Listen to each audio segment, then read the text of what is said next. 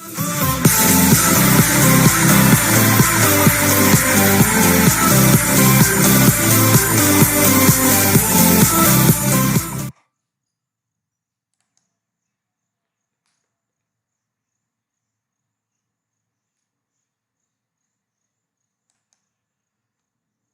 dear student, welcome to Gyandeep School.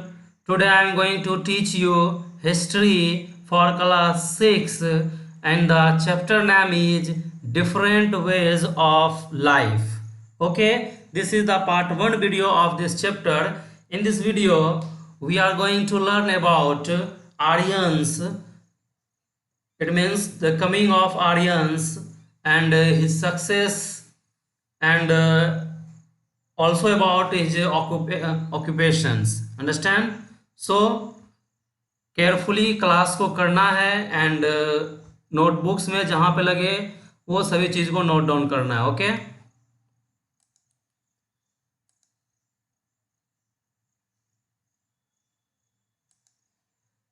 Okay, let's start. Here the first is introduction. हम लोग सबसे पहले introduction देखेंगे, है ना. यानी इस चैप्टर में हम लोग क्या पढ़ेंगे तो उसके बारे में सबसे पहले हम लोग इंट्रोडक्शन देखते हैं. इन द प्रीवियस चैप्टर में कह रहा है कि you have read about the Harappan culture. यानी प्रीवियस चैप्टर में आप हड़प्पन कल्चर के बारे में स्टडी किए थे, है ना. हड़प्पन कल्चर के बारे में लर्न किए थे कि हड़प्पन कल्चर क्या है, जिसको आप इंडस वैली सिविलाइजेशन भी कहते हैं.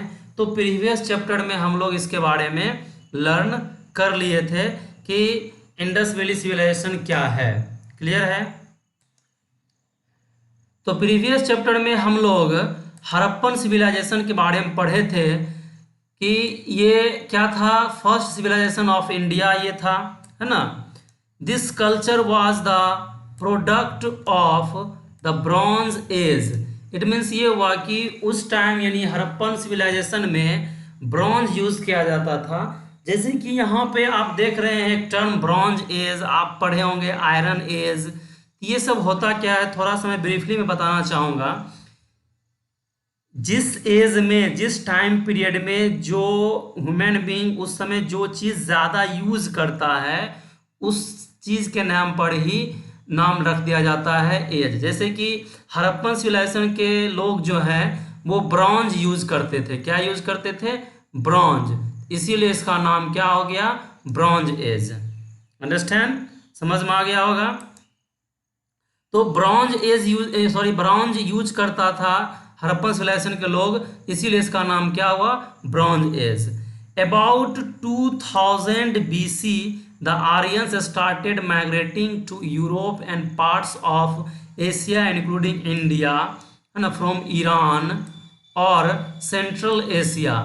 That means ये हुआ कि ये हमें क्या बताया जा रहा है कि 2000 BC के अराउंड 2000 BC के लगभग में क्या हुआ था? आर्यंस आया था, माइग्रेट किया था. जैसे अभी आप पढ़ते होंगे माइग्रेटिंग लेबर्स.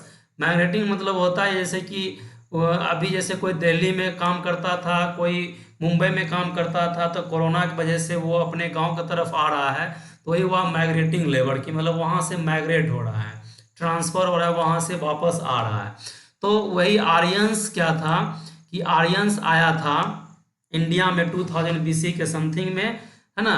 एशिया के भी कुछ पार्ट्स में, इंडिया में भी, है ना. कहाँ से आया था? ईरान से और सेंट्रल एशिया से. क्लियर है? These people led the foundation of a new civilisation.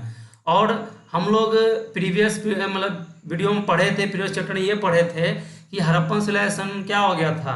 Decline हो गया था. तो आफ्टर दैट यही न्यू सिविलाइजेशन क्या आया? वैदिक सिविलाइजेशन, जिसको हम लोग कहते हैं. आगे हम लोग पढ़ेंगे कि वैदिक सिविलाइजेशन, उसमें ही मैंने आपको बताया होगा फर्स्ट चैप्टर में, प्रीवियस चैप्टर में, कि हड़प्पन सिविलाइजेशन के बाद कौन सा सिविलाइजेशन आया था? वैदिक सिविलाइजेशन. क्लियर है? Since the important features of this civilisation, है ना, of this civilisation is the discovery and the use of iron. जैसे अगर आप हड़प्पन सिविलाइजेशन के बारे में पढ़े होंगे तो उसमें मैंने आपको बताया होगा या फिर आपको याद होगा कि वो आयरन के बारे में नहीं जानता था। दैट मीन्स हड़प्पन सिविलाइजेशन लोग आयरन का यूज नहीं करता था। लेकिन वैदिक सिविलाइजेशन यानी सब आर्यंस जो आया, आर्यंस ने बहुत सारा डिस्कवरी किया, अदरवाइज वो आयरन का यूज किया, है ना। लेकिन हड़प्पन सिविलाइजेशन के लोग क्या यूज करते थे? ब्रॉन्ज। तो याद रखना है, मैं रिपीट फिर से कर दे रहा हूँ, हड़प्पन सिविलाइजेशन के लोग ब्रॉन्ज यूज करता था, इसीलिए उसको कंसीडर हम लोग करते हैं ब्रॉन्ज एज। और आर्यंस क्या यूज करता था? आयरन यूज करता था, इसीलिए हम लोग कंसीडर करते हैं rightly known as early iron age civilisation, इसीलिए इसको हम लोग आयरन एज सिविलाइजेशन भी कहते हैं। क्लियर है? Now onward the use of iron became common. अब क्या हो गया? आयरन यूज करना बहुत कॉमन हो गया था आर्यन समय में, लेकिन हड़प्पन सिविलाइजेशन के समय में आयरन का यूज नहीं होता था और वो लोग आयरन के बारे में जानता भी नहीं था। क्लियर है? अब है हमारा कमिंग ऑफ द आर्यंस, यानी आर्यंस जो इंडिया में आया था उसके बारे में हम लोग देखते हैं कि कैसे वो आया। It is believed that Aryans originally lived in the pasture lands of central Asia. ऐसा ये माना जाता है कि आर्यंस कहाँ रहता था, कहाँ से आया था? सेंट्रल एशिया से आया था, यानी एशिया जो पूरा है ना, उसके सेंट्रल एशिया के पार्ट से आया था। दे वर टॉल, वो क्या था? टॉल था, यानी लंबा वो लोग थे, है ना। फेयर कॉम्प्लेक्सेंट, मतलब क्या? वो लोग गोरा थे। एंड हार्डी पीपुल, और वो लोग क्या? मेहनत करने वाले थे, मतलब बहुत ज्यादा आप कह सकते हैं कि जो मेहनती पर्सन थे। In course of time their population increased and their pastures dried up. और ये बताया जा रहा है कि इसका क्या हुआ कि टाइम टू टाइम इसका पॉपुलेशन इंक्रीज किया, है ना। Life became difficult for them. Life जब पॉपुलेशन इंक्रीज करता है तो क्या होता है कि लाइफ डिफिकल्ट हो जाता है। सो दे वेंट टू यूरोप, और वे लोग कहाँ? यूरोप गए, है ना। सेंट्रल एशिया में वो लोग रहते थे और जब लाइफ ज़्यादा डिफिकल्ट हो गया तो वो लोग यूरोप गए। While others found their way into Persia, है ना। पर्सिया जो कि आज अभी आप ईरान के नाम से ही जानते हैं, तो वो और सब वो कहाँ? पर्सिया गया। ठीक है, यानी कुछ लोग आर्यंस कुछ यूरोप के तरफ चला गया और कुछ पर्सिया की तरफ आ गया, है ना। मैं आपको मैप के थ्रू समझाता हूं तब आपको और इजीली समझ में आएगा। ये आप देख रहे हैं ग्लोब है ना। तो आप ये पार्ट जानते हैं ये हमारा इंडिया है ना। और ये पार्ट आप जानते हैं कि एशिया, पूरा ये सब एशिया है ना। इस तरह करके एशिया है, ये अफ्रीका है ना। तो इसी तरफ जैसे मैं आपको जूम करके दिखाता हूँ, ये आप देख रहे हैं ये पार्ट इस तरफ आपको मिलेगा, जैसे फ्रांस, है ना। ये सब फ्रांस है, ठीक है। फ्रांस आप देख रहे हैं यहाँ पे, आप ये देख रहे हैं फ्रांस, पुर्तगाल, स्पेन, है ना, जर्मनी, पोलैंड, ये सब किस में है? यूरोप में है, ठीक है। तो इसी तरफ तो कुछ कुछ यूरोप के तरफ गया था और कुछ कहाँ आया था, और कुछ के बारे में आप जानते हैं कि पर्सिया के तरफ गया था। क्लियर है? तो a large section of them migrated to India, और ज़्यादातर जो उसमें से इंडिया आया था। And they were called the Indo Aryans, और वो लोग क्या कहलाया? इंडो आर्यंस कहलाया। क्लियर है? तो मैं फिर से रिपीट करना चाहूँगा, आर्यंस 2000 BC के समथिंग में आया था, है ना, इंडिया में आप कह सकते हैं। तो मतलब ये बताया जा रहा है कि वो लोग लंबा हुआ करता था, वो लोग फेयर कॉम्प्लेक्शन था यानी गोरा था, है ना। अदरवाइज ये कह रहा है कि टाइम जब आगे बढ़ा तो क्या हुआ, उसका पॉपुलेशन इंक्रीज किया, उसका पॉपुलेशन बढ़ा, है ना। तो उसके बाद क्या हुआ कि हम लोग जानते हैं कि पॉपुलेशन जब बढ़ता है तो हमारा लाइफ क्या डिफिकल्ट हो जाता है। आज भी हम लोग देखते हैं कि आज इतना ज़्यादा इंडिया का पॉपुलेशन है, इसी के वजह से इंडिया में इतना ज़्यादा गरीबी है, चाहे जो भी चीज़ें हैं। क्लियर है। तो पॉपुलेशन जब इसका बढ़ा, इसका लाइफ डिफिकल्ट हो गया, तो वो लोग यूरोप की तरफ गया, कुछ कुछ उसमें से यूरोप की तरफ माइग्रेट किया और कुछ पर्सिया की तरफ आया, और ज़्यादातर जो है कहाँ आया, इंडिया आया, है ना। और इसको क्या कहा गया, इंडो आर्यंस। क्लियर है, क्या कहा गया, Indo Aryans. Understand. Now next is early entry in successive waves. अब जैसे वो एंट्री किया, जैसे वो आया तो वो सक्सेस होता गया, बिकॉज आप अभी जस्ट देखें वो लंबा था, मेहनती था, ठीक है, और पढ़ा लिखा भी था। The Aryans who entered India through the north west neither came in one stream nor spread in the whole of India all at once।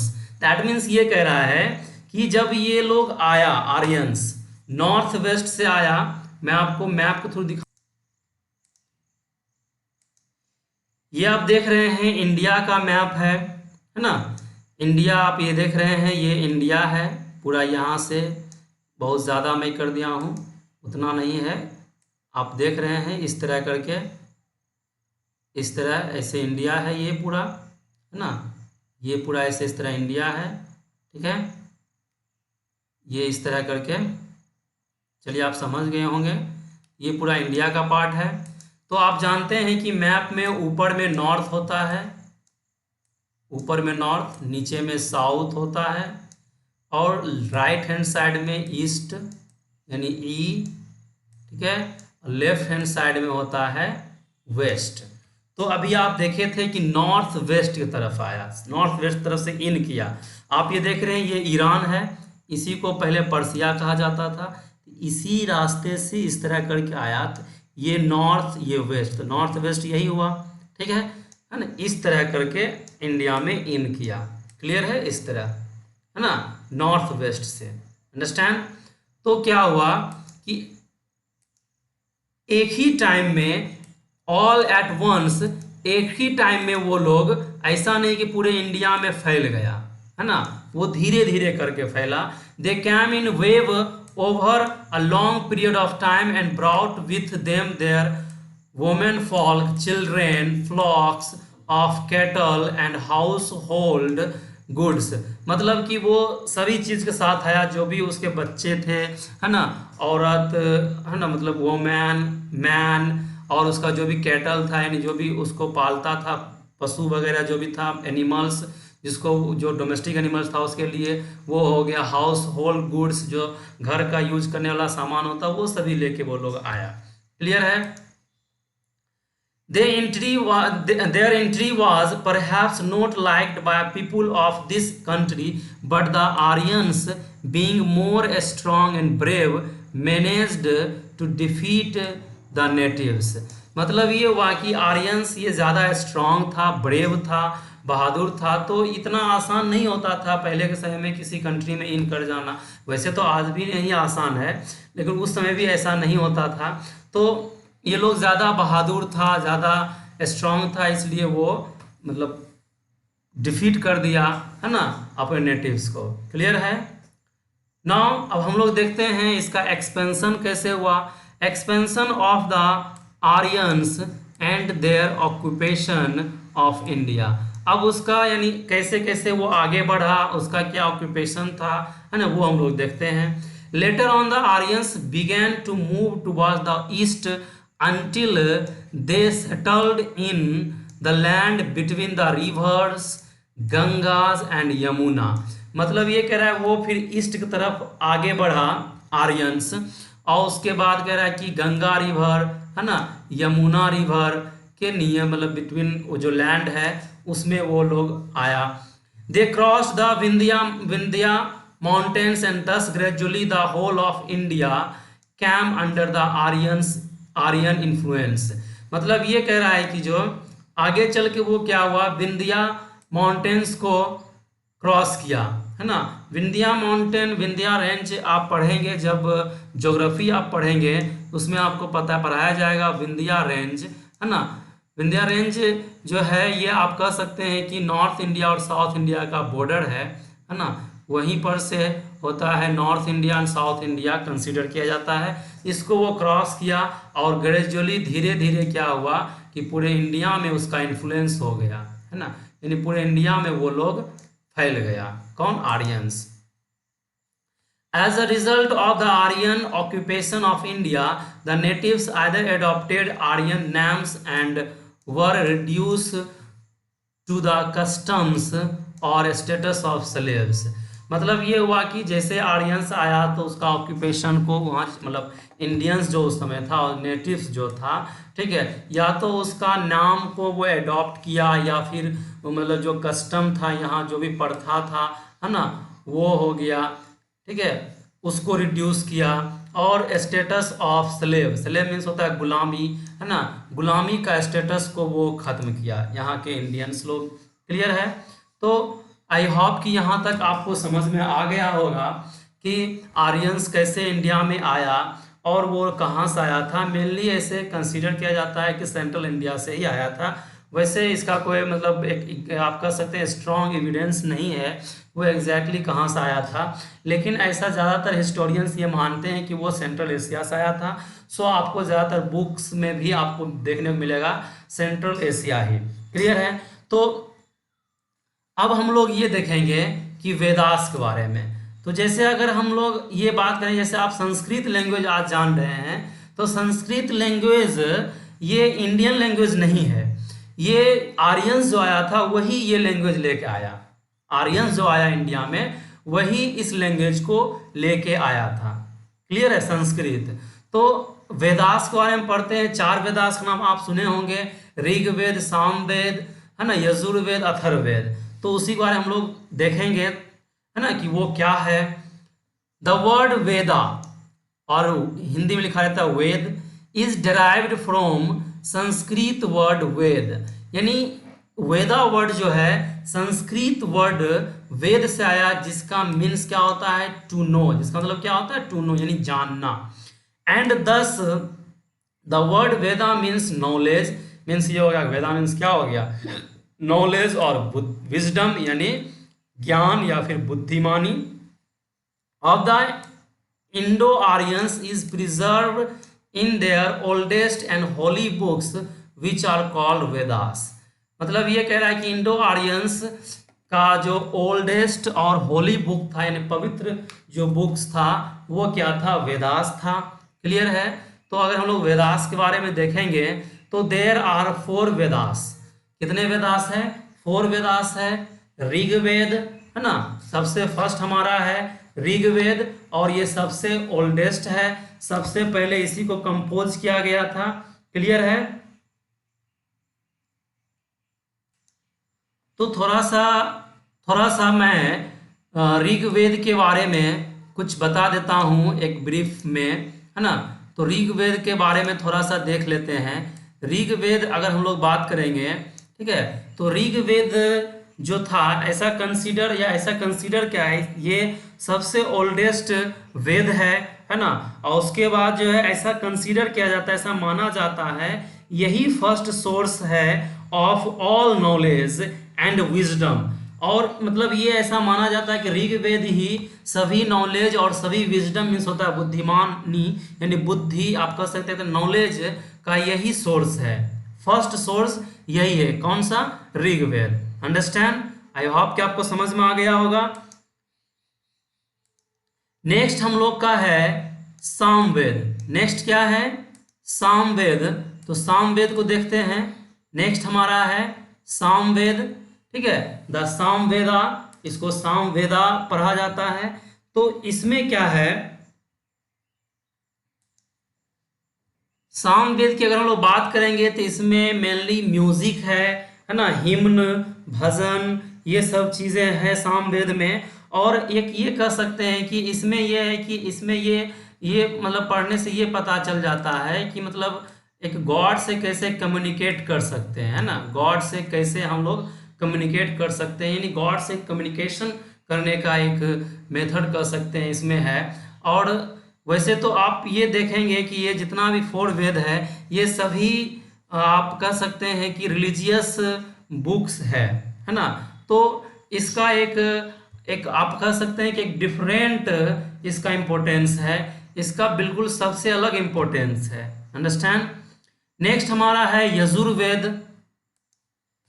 Yajurveda की अगर हम लोग बात करेंगे तो यजुर्वेद में क्या है कि ये हमें बताता है कि किस तरह कोई भी चीज़ का मतलब कोई पूजा या फिर सेरेमनी करने का क्या प्रोसीजर्स होगा, है ना।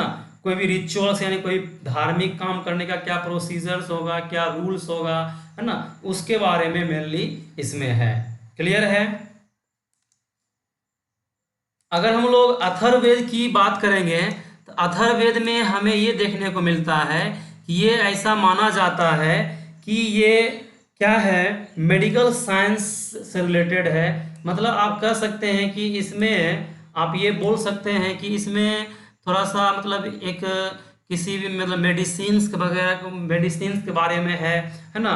उसके बाद ये एक तरह का मतलब एक ओल्डेस्ट वर्क है इंडियन मेडिसिन का। मतलब आप ओवरऑल ये कह सकते हैं कि अथर्ववेद में मेडिसिन के बारे में है। क्लियर है। सो आई होप कि आपको ये वीडियो समझ में आ गया होगा, है ना। तो हम लोग नेक्स्ट वीडियो में the period of the Vedas के बारे में देखेंगे कि वेदास का क्या पीरियड था। फिर देखेंगे डिवीजन ऑफ द वैदिक पीरियड, सोशल लाइफ उसका देखेंगे, डिवीजन ऑफ सोसाइटी देखेंगे, है ना। और उसके बाद क्या कास्ट सिस्टम था या फिर कास्ट सिस्टम नहीं था, ये सब चीज़ों के बारे में हम लोग नेक्स्ट वीडियो में देखेंगे। So wait for next video. Okay. और इसमें आपको करना क्या है होमवर्क में कि इसका आप नोट्स बना लें, है ना।